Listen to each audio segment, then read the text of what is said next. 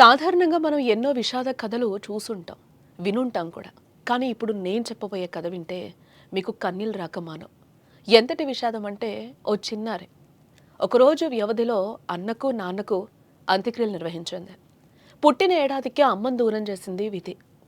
10 ఏళ్ల వయసులోనే ప్రాణానికి ప్రాణంగా చూసుకునే అన్నను, అమ్మలేని లోటును తెలియకుండా పెంచిన నాన్నను దూరం చేసుకుంది.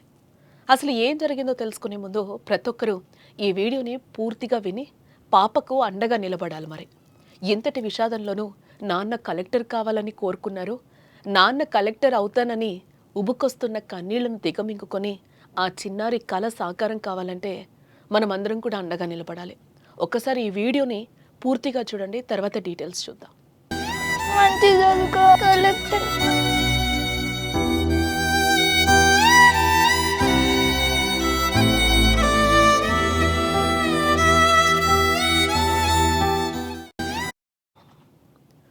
ఆ పాప ఎందుకు ఏడుస్తుందో ముందు నేను స్టార్టింగ్లో చెప్పినట్టు మీకు అర్థమయ్యే ఉంటుంది. స్టార్టింగ్లోనే అమ్మను పోగొట్టుకుంది. 10 ఏళ్ల తర్వాత ప్రేమగా చూసుకునే అన్నను, అలాగే నాన్నను కూడా పోగొట్టుకుంది. అసలు ఏం జరిగిందో ఒకసారి మీకు వివరించే ప్రయత్నం నేను చేస్తాను.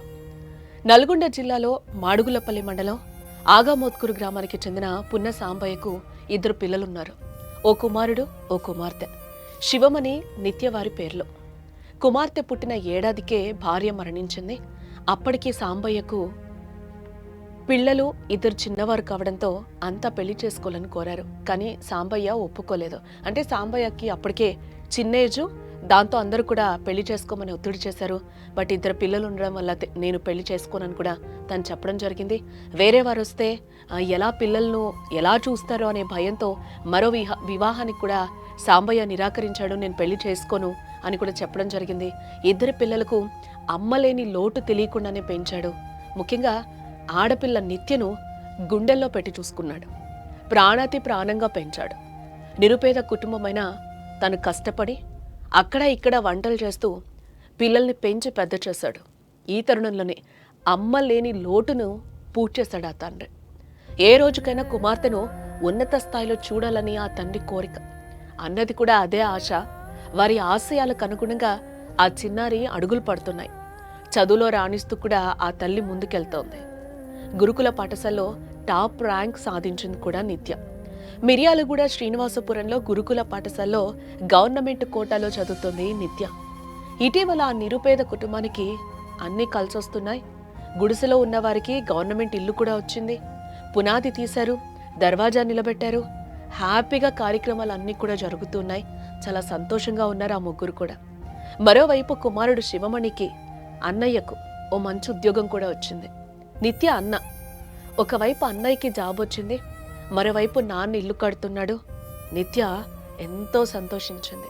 ఈలోగా గణేష్ ఉత్సవాలు రానే వచ్చాయి. ఆనందంగా జరుపుకున్నారు. అన్నతో పాటు తండ్రి సాంబయ్య కూడా కార్యక్రమాల్లో చాలా ఆ భక్తులతో పాల్గొన్నాడు. ఆ భక్తి కూడా తనకెక్కువ అని చెప్తున్నారు. 9 రోజుల నిమజ్జనం సందర్భంగా వేములపల్లిలోని సాగర్ మెయిన్ కెనాల్లోకి వెళ్ళగా అక్కడ దిగి కాళ్ళు కడుక్కునే ప్రయత్నం చేశాడు సాంబయ్య.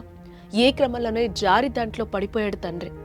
కళ్ల ముందు నాన్న నీళ్ళలో పడిపోతుంటే తట్టుకోలేని శివమణి నాన్నకి సహాయం చేసేందుకు ప్యాంటు విసిరాడు.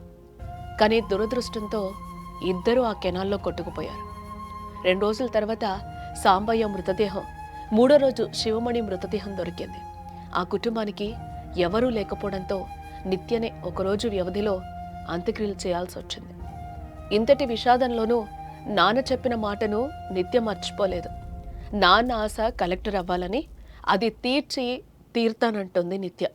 అయితే నిత్యకు నాన్నెవరెవరు లేరు కదా ప్రస్తుతం. ఆస్తిపాస్తులు లేవు. అందుకు ప్రతి ఒక్కరూ ఆర్థిక పరంగా అందరం సహకరించాలి. స్క్రీన్ పైన కనపడుతున్న ఫోన్పే లేదా గూగుల్ పే నెంబర్కు మీకు తోచిన సాయం చేయండి. చిన్నారికి అండగా నిలబడతారని, మనమందరం అండగా నిలబడతామని సుమన్ టీవీ తరపున విజ్ఞప్తి చేస్తున్నాం. మనం చేసే చిన్న సాయం ఆ పాపకు పెద్ద సాయంగా ఉంటుంది కూడా. సాగర్ ఎడమ కాలువలో సాంబయ్య అనే వ్యక్తి, అతని కుమారుడు శివమణి అనే 2 వ్యక్తులు నిమజ్జనానికి వెళ్ళి ఆ ఎడమ కాలువలో పడి కొట్టుకపోవడం జరిగింది. నందిని అనే అమ్మాయికి ఇక ఎవరూ లేని లోటు అయిపోయింది. కాకపోతే ఇప్పుడు ప్రజెంట్ ఏమైందంటే ఈమె చదువులకైనా ఈమెతోటి ఇప్పుడు ఈమెను చూసుకునే వ్యక్తులు ఎవరు లేరు. ఆయన చేసే వృత్తి ఏంటంటే ఆ వంటలు వండుకుంటా, ఆ వంటలు చేసుకుంటా, ఏదో చేసుకుంటా ఈ అమ్మాయిని చదివించుకుంటూ ఏదో చూసుకుంటూ చేసుకున్నాడు. ఇప్పటి నుంచి ఆ అమ్మాయికి అసలు ఇంత ఎవరు లేకుండా వెళ్ళిపోయింది. ఇప్పుడు అనాథ పాప కావడంతో ఆమెని ఇప్పుడు ప్రభుత్వం వాళ్ళని ఆదుకోవాల్సిందిగా కోరుకుంటూ ఆ పాప చదువులకు వాటికి ఏదైనా సహాయం చేసి గవర్నమెంట్ విధంగా ఏదైనా ఫండ్స్ వచ్చే విధంగా చూసుకోవాలని కోరుకుంటూ మంచి చదువుకోవాలి.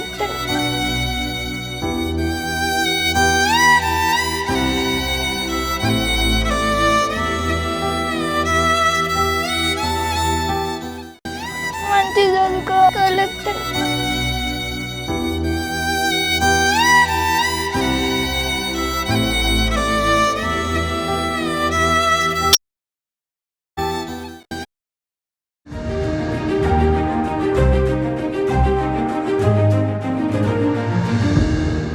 క్యాంటీన్లో ప్లేట్లు కడిగిన సంజిత్ కొండ ఇప్పుడు కోట్ల రూపాయల వ్యాపారం చేస్తున్నాడు. గేదెల షెడ్డు వేసిన ఎంఎస్సీ స్టూడెంట్ అక్షయ్ ఇవాళ బెంజ్ కార్లో తిరుగుతున్నాడు. 3 అడుగులు ఎత్తు కూడా లేని ఆర్తి డోగ్రి ఐఏఎస్ కొట్టి రాజస్థాన్నే వణికిస్తోంది. మహిళా పోలీసుకు భర్త సెల్యూట్ చేస్తే అవమానం అనుకొని ఐపీఎస్ చదివి మహారాష్ట్రలో అంబిక సూపర్ పోలీసుగా మారింది. వీళ్ళంతా మన చుట్టే ఉన్నారు, కానీ వీళ్ళ కథలే మనకు తెలియవు. కృషితో ఋషులుగా మారిన వీరి స్ఫూర్తినిచ్చే కథలు ఇప్పుడు మీరు సుమన్ టీవీ విజేతలు చూడండి. సక్సెస్ స్టోరీస్ కి care of address Suman TV విజేత.